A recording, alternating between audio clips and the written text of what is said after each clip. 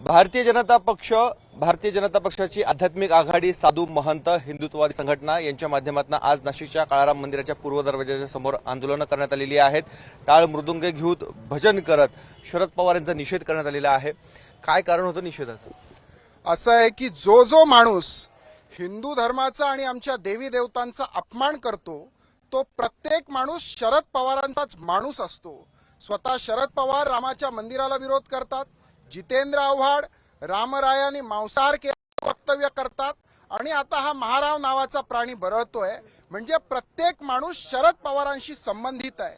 ज्याप्रमाणे आतंकवाद हा पाकिस्तान पोसत असतो तसंच हिंदू विरोधी विचार आणि हिंदू विरोधी माणसं हे शरद पवार पोसत आलेले आहेत। शरद पवारच यांना बळ देत आहेत। या देशाला जसा धोका ISI, PFI यासारख्या दहशतवादी संघटनांकडनं आहे तसाच धोका शरद पवारांकडनं हिंदू धर्माला आहे आणि म्हणून शरद पवारांचा निषेध करण्यासाठीचं आजचं आंदोलन। म्हणजे तुम्ही फार गंभीर आरोप करताय। निश्चितच गंभीर आरोप आहे, कारण शरद पवारांनीच हिंदू विरोधी विचार पेरण्याचं आणि हिंदू विरोधात जे लोक काम करतील त्यांना सर्वार्थाने बळ देण्याचं काम शरद पवार करतात। बघा, त्यांच्याच व्यासपीठावर शरद पवार जातात आणि हिंदू विरोधी वक्तव्य करणारा प्रत्येक माणूस शरद पवारांशीच कसा काय संबंधित असतो हा माझा सवाल आहे। साधू महंत पण या आंदोलनात सहभागी झाले। सर्वप्रथम प्रभु राम जी की ये पवित्र भूमि आणि महाराष्ट्र संतों की भूमि है।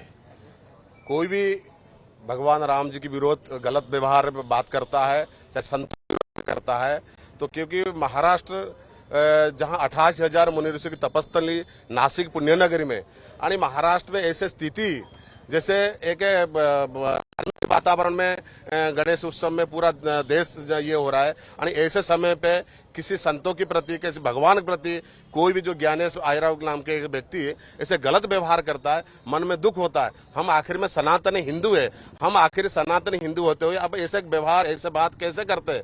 आज देश में बड़ा स्थिति चल रहा है, पूरा विदेश में आप देखते हुए जैसे बांग्लादेश में स्थिति हिंदुओं के प्रति हो रहा है। हम हिंदू होते हुए, सनातनी होते हुए हमारे सनातनी हिंदू धर्म के संतों की आणि भगवान के विरोध करना आणि महाराष्ट्र में ऐसे धार्मिक वातावरण की परिस्थिति में करना, ये बराबर मैं निषेध करता हूं। ऐसे कोई गलत व्यवहार, कोई गलत शब्द किया हो उसके लिए बराबर जो न्यायपालिका सजा है उसको सजा मिलना चाहिए।